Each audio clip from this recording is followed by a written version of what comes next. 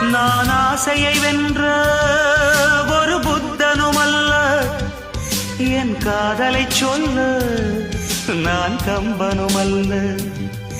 உன் காது கடித்தேன் நான் கனவினில் மெல்ல, இன்று கட்டி அணைத்தேன் இது கற்பனை அல்ல. அடிமனம் பதிக்கும் அடிக்கடி துடிக்கும் ஆசையை திறகிவிடு, இருவிழி மயங்கி இதழ்களில் இறங்கி உயிர் வரை பரகிவிடு. முத்தம் வழங்காது ரத்தம் அடங்காது. அழகு அழகு